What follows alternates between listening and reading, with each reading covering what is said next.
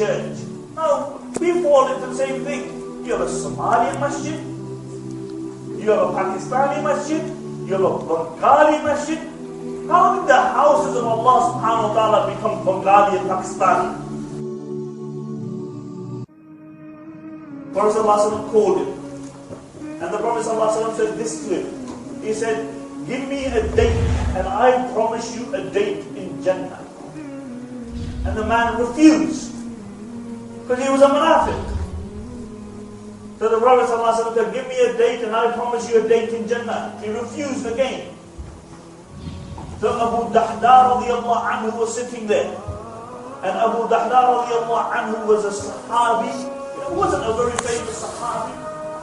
And Abu Dahda radiallahu anhu said, he said, O Messenger of Allah, if I bring you a date from this man, do you also promise me a date in Jannah? And the Prophet ﷺ said, I promise you a date in Jannah. So Abu Dahda radiallahu anhu went to the munafiq and he said, sell me a date. And the munafiq said, I didn't send the Nabi a date, he didn't want to send you a date. And in some narrations, Abu Dahda had 60 gardens of dates in Medina, in other narrations 600 gardens of dates. And Abu Dahda radiallahu anhu said, I will give you all my gardens of dates for one date. And the munafiq said, you're having a laugh. He said, no. He said, all my dates for one date. So he gave him all his gardens of dates. And the munafiq gave him one date. And Abu Dahda elated. Why? He's going back to the Messenger of Allah. Because he knows if he goes into Jannah and he gets a date, he's coming back out again. And he comes to the company of the Prophet ﷺ. And Allah subhanahu wa ta'ala revealed to the Prophet ﷺ what had happened. And when Abu Dahda came into the gathering, the Prophet ﷺ said, Abu Dahda, when you went away, I promised you one date in Jannah. Now by Allah, I see that your Jannah is full of dates. And then Abu Dahda went home, and he said to his wife, who's in the gardens, he said, get out of the gardens. He says, why? And he told her, you know what she said? Subhanallah. She said, Rabih al-Bayt. She said, what a bargain. What a bargain. And the Muhaddithin mentioned that both of them, they lived the rest of their life in relative poverty, but with the guarantee that they were going to get Jannah. Things like racism, the Prophet ﷺ dealt with these issues 1400 years ago. 1400 years ago. And it's so deeply entrenched within us. When Abu Dharr, he said to Bilal, he said, Ya Ibn Sawda, you son of a black woman. And the Prophet ﷺ heard about this. The Prophet ﷺ called Abu Dharr. And he said, Ya Abu Dharr, innaka imra'un fika al-jahiliyyah. He said, oh Abu Dharr, you are a man who still has the traits of ignorance in you, meaning the pre-Islamic traits. Now I ask you, how many of us still have the pre-Islamic traits within us? How many of us have the pre-Islamic traits within us? You know, how when we speak about some other race, you know, with a blanket statement, yeah, they're all like this, and they're all like that.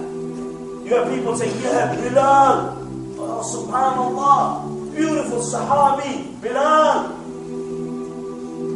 But you look down on black people.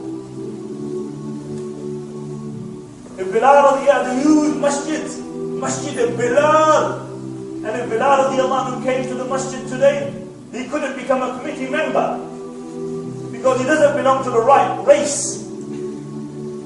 You know, these are things what they call 1400 years ago. You know, he destroyed the thing. You see the basic thing. You know, Pakistani and a Bengali be arguing. And they're arguing. And the Pakistani is defending everything about Pakistan. And the Bengali is defending everything about Bangladesh. And then when the Pakistani goes home, yeah, so he comes from maybe Kashmir, okay?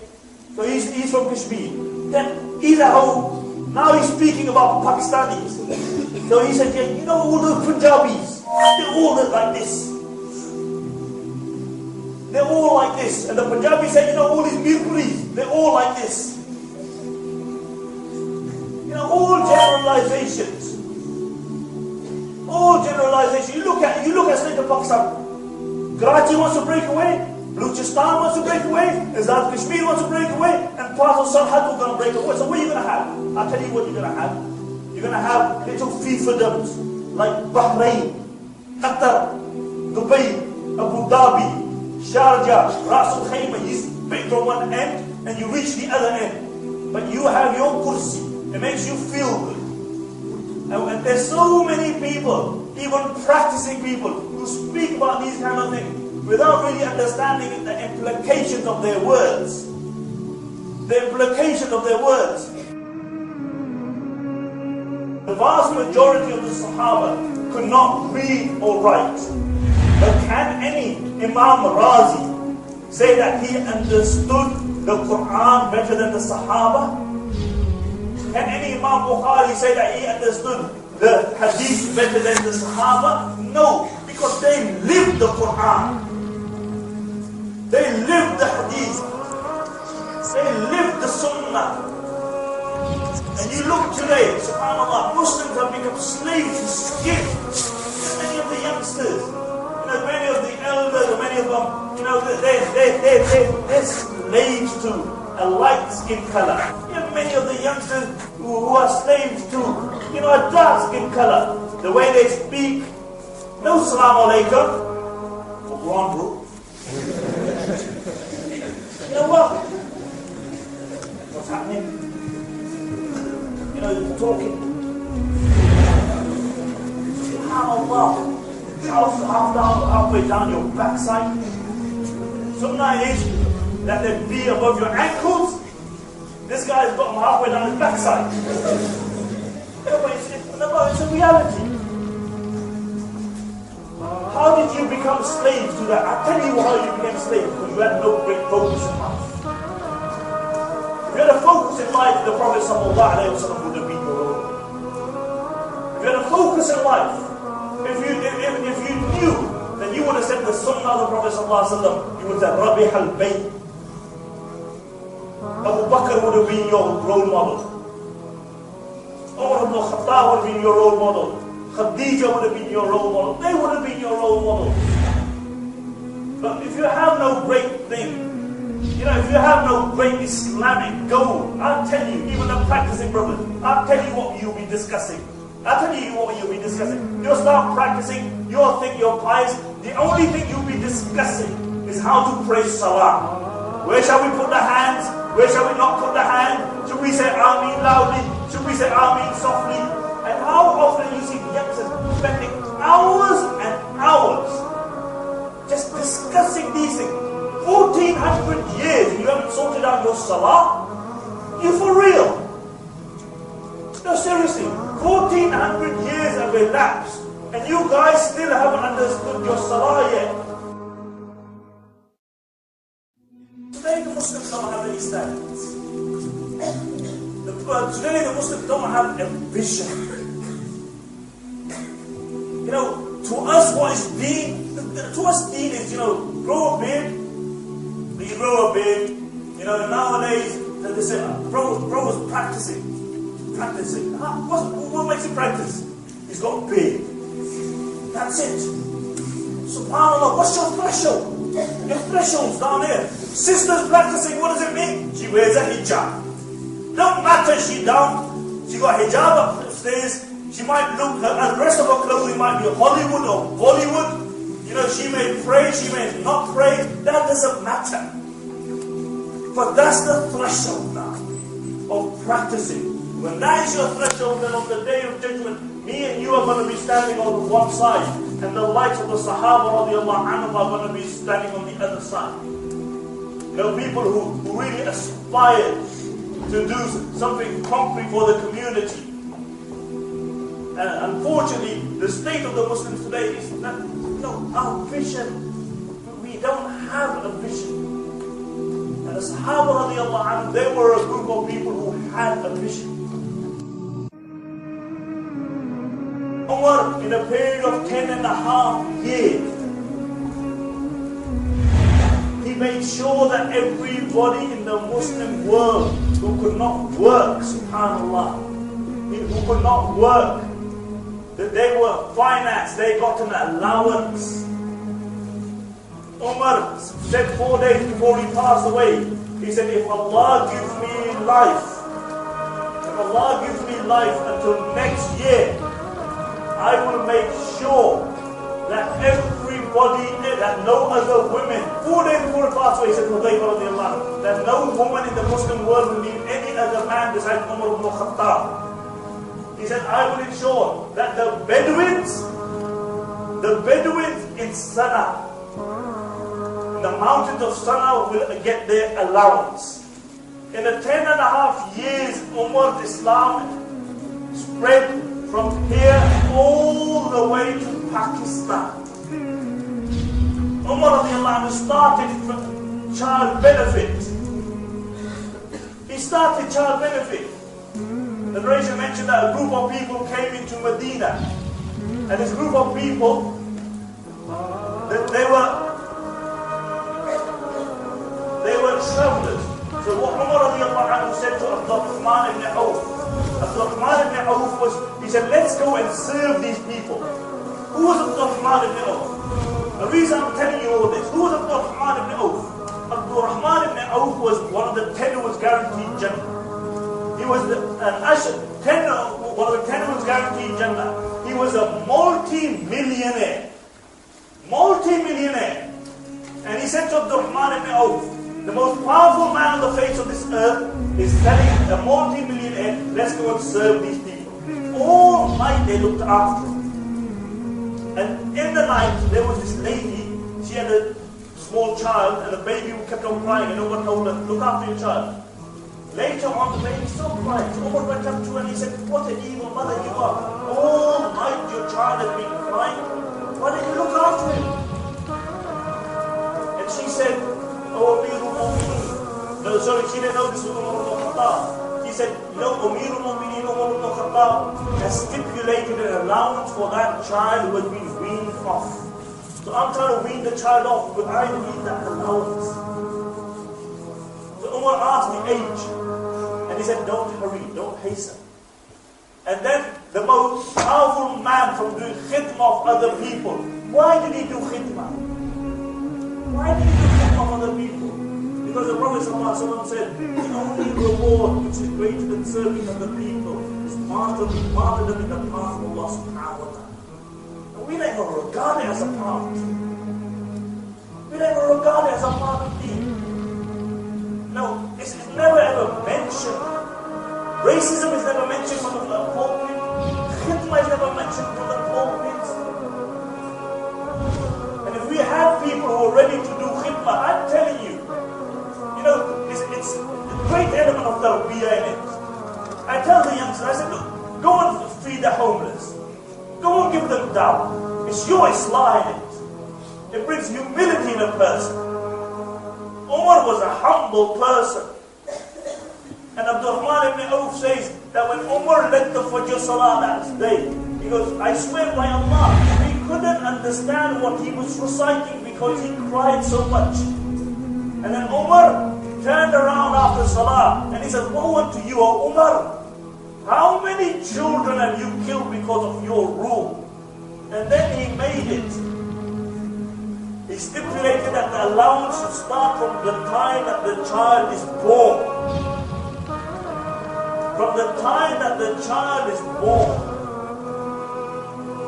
Umar started child benefit. Now, this was the vision that the Muslims had. I was reading that Umar, look at this, Umar radiallahu anhu, that if anybody came for Jummah Salah who could not understand Arabic, Umar would have that Jummah khutbah translated. 1400 years ago, Umar radiallahu anhu had this. 1400 years ago. And 1400 years later in the West, we have new Muslims coming to our masjid and the Jummah khutbahs are still in Urdu and no translation. No translation. And then you get surprised. They say Sheffield is what? The capital of what? converts, is it? I've heard that many years ago. Maybe that Yasin was here. But they say, statistics show in America that approximately 60 to 70% of people who embrace Islam turn away from Islam. Right, but the Muslim community you've done nothing. Then you understand, in Birmingham, really, I realize this because I have a huge family. We are 9 brothers and sisters. My wife are 9 brothers and sisters. And I'm by myself in Birmingham, my wife by herself in Birmingham. And we realize, although alhamdulillah, I have huge support for my students. But you realize the missing family. What about a person who converts and leaves everything? Where's the support? The support is this year first. MashaAllah, barakallah, Abdul Rabah. Come, we'll give you a kebab.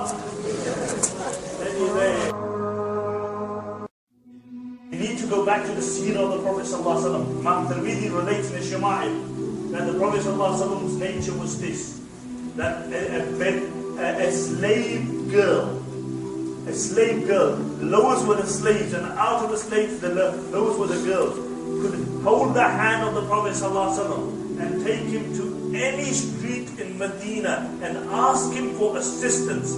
The Prophet ﷺ was ready to assist. Ready to assist. This was the character of the Prophet ﷺ. And it starts, and the character is something which needs time to be developed upon. People who are angry, you get angry, then you read the seerah, and you sit with the ulama. It's often easier, to be abrupt to people. To be nice to people, to speak to people, to do things for other people, to open the door for other people. Yeah? Be kind, treat the sisters at university like you would like your own sisters to be treated. There are two extremes here when it comes to sisters. There's the one, if somebody messed with his sister,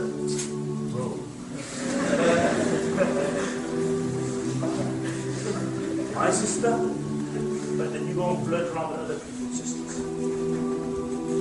You go and mess around with other people's sisters. You wouldn't like it to your own sister. When the young man came to the Prophet ﷺ, look at the Prophet ﷺ. When the young man came to the Prophet ﷺ, he said, "Oh, Messenger of Allah, give me permission to fall in you."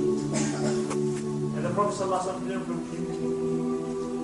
He didn't say, "How dare you?" Can you imagine today, some young guy comes to the local sheikh and says, "Sheikh, give me a bit of leeway, you know what I mean? It's not married yet." Sheikh's boy, you say, "What? How dare you that?" What did the Prophet ﷺ say? Look at the word, subhanallah. The Prophet ﷺ said, "Udnu minni." Allahu Akbar.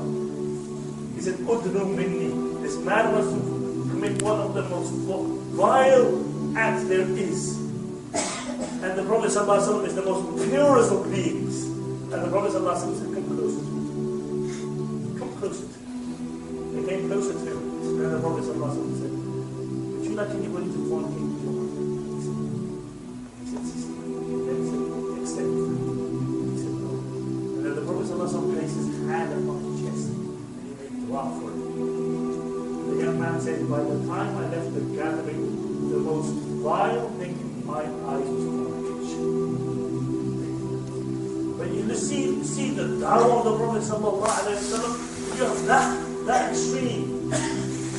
We'll mess around with other people. Treat the sisters like your own sister.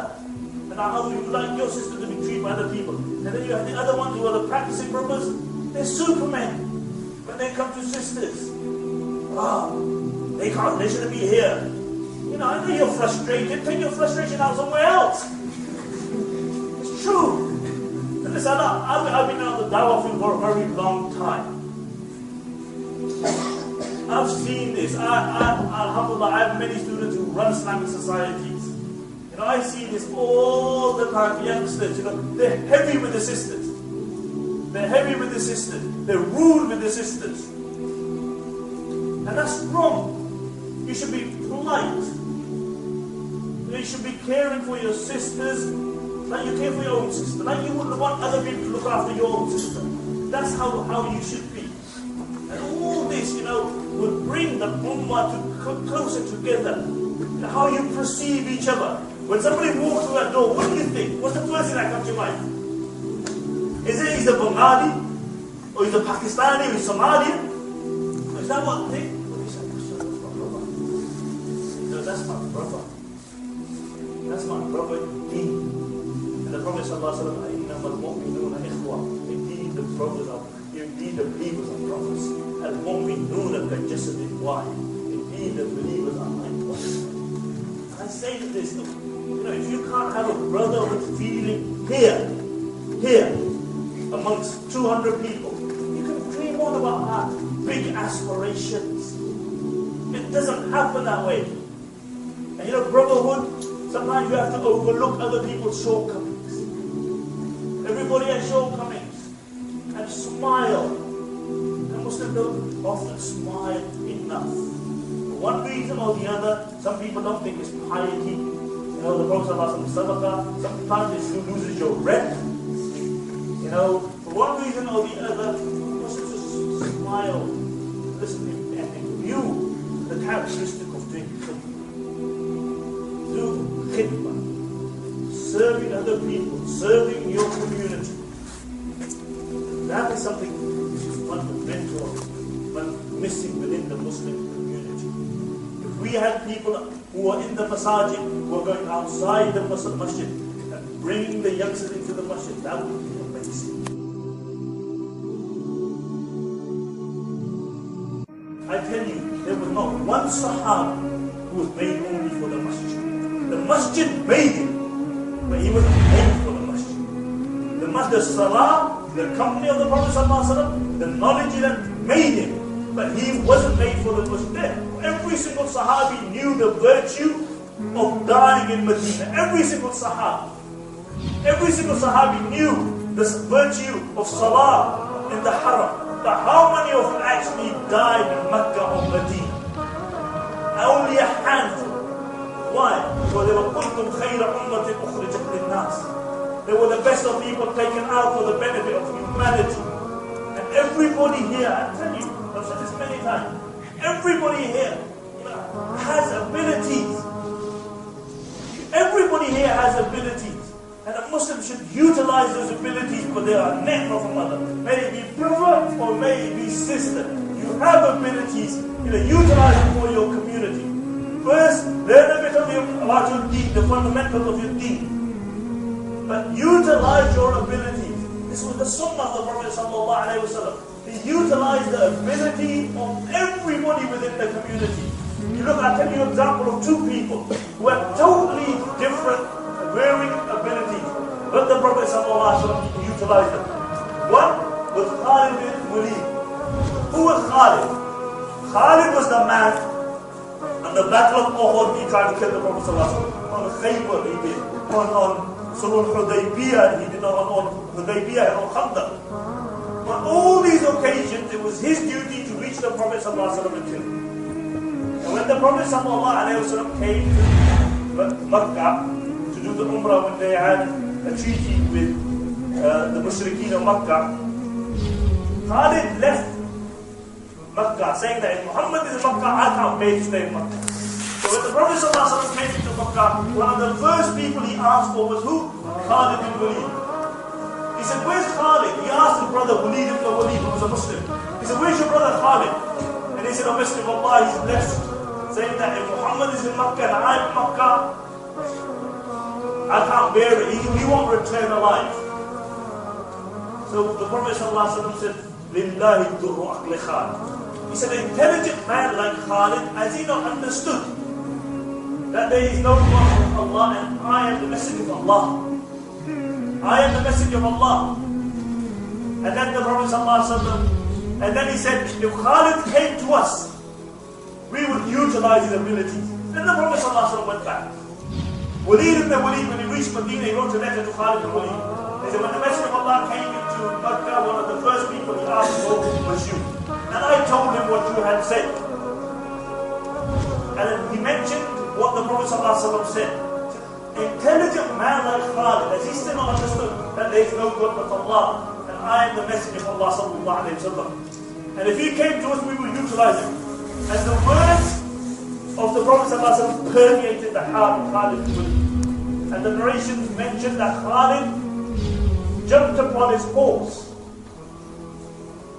He went and he took his sword and he went to Medina. And when the Prophet ﷺ saw him, he smiled. And Khalid says he did not stop smiling until I placed my hand in the hand of the Prophet ﷺ. He did not stop smiling until I placed my hands in the hand of the Prophet ﷺ. And then what did the Prophet ﷺ do with Khalid? And the Prophet ﷺ said,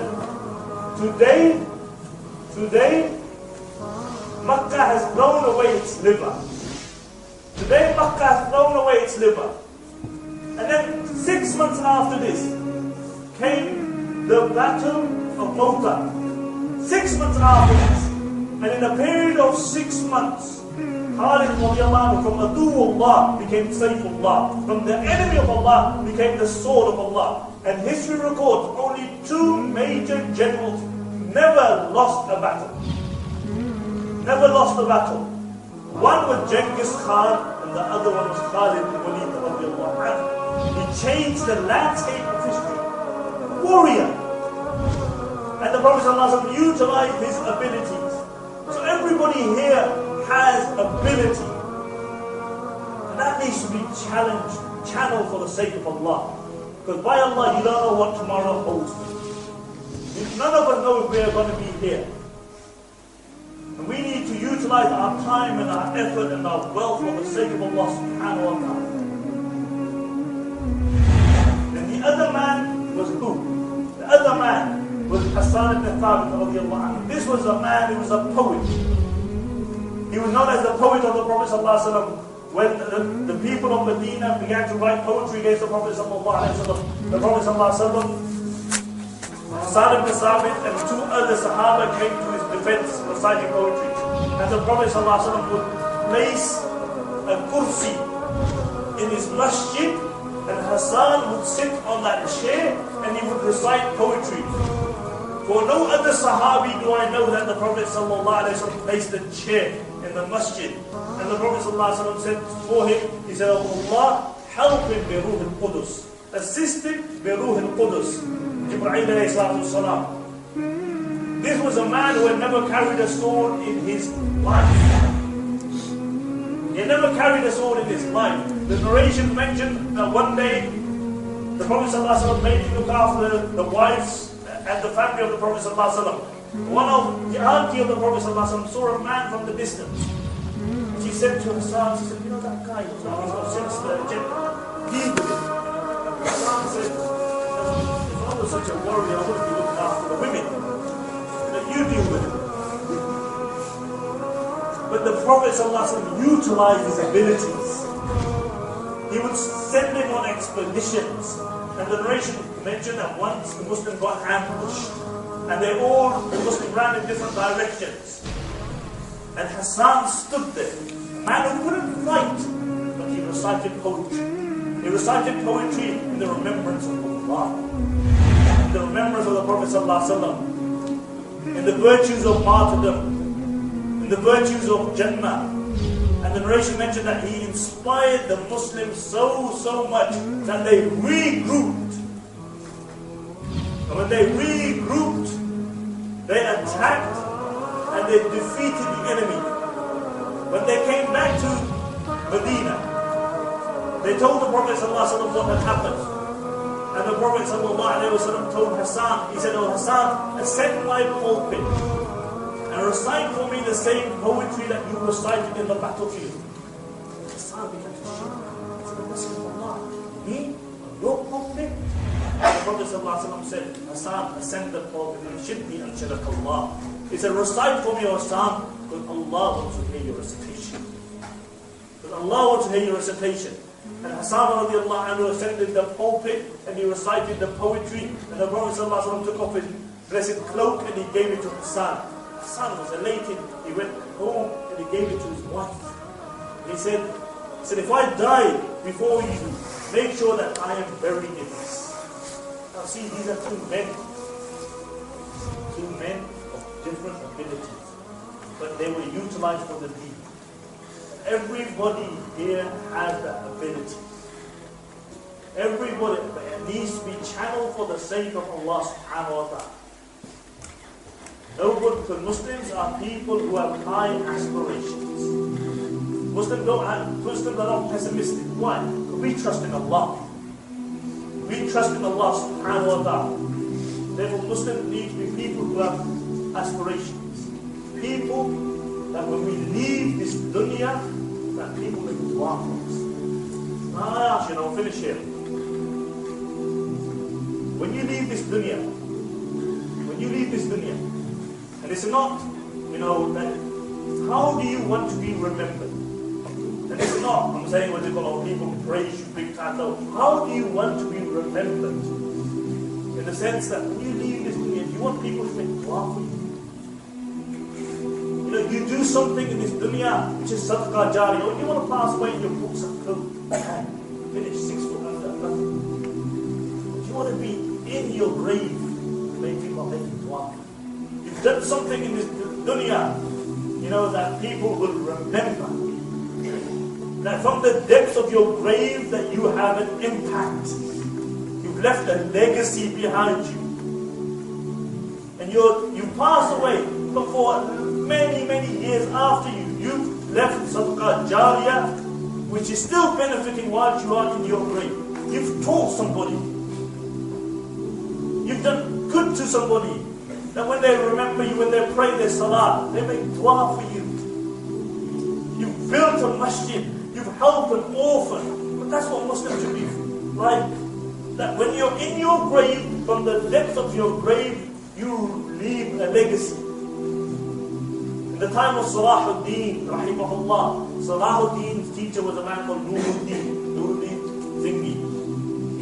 He was the king of Syria. And Salahuddin he said, I learned justice from Nuruddin. Nuruddin was an immensely pious person. Ibn Athir rahimahullah says that I have studied the life of all the khulafa and all the kings. And since Umar ibn Abdul Aziz, the Muslims never had a leader like Nuruddin. And over 450 years later, for 450 years the Muslims never had a leader like Nuruddin. And Salahuddin, he was a scholar. He was a hafiz. He knew entire Shafi text off by heart. And he was a judge. And one day somebody brought their case to him, and he assessed their case and he passed judgment against them. And this man went to the grave of Nuruddin. Nuruddin was known for justice. And Nuruddin, and he stood by the grave of Nuruddin, and he said, oh Nuruddin, if you were alive today, by Allah I would have attained justice. Only if you were alive. And Salahuddin heard about this. Salahuddin called him back, and he reassessed his case, and he passed judgment in his favor, and the man began to cry again. And Salahuddin said, what are you crying for now? I've passed judgment in your favor. I've passed judgment in your favor. What are you crying for now? He said, I'm not crying because you passed judgment in my favor. I'm crying in the remembrance of a man that his justice was such that even from the depths of his grave it has an impact. Even from the depth of his grave, it has an impact. And this is, my dear respected brothers and sisters, as believers, we are humanity should see our khair. We must impact people. We must impact the community around us. But then we have to be transitive in our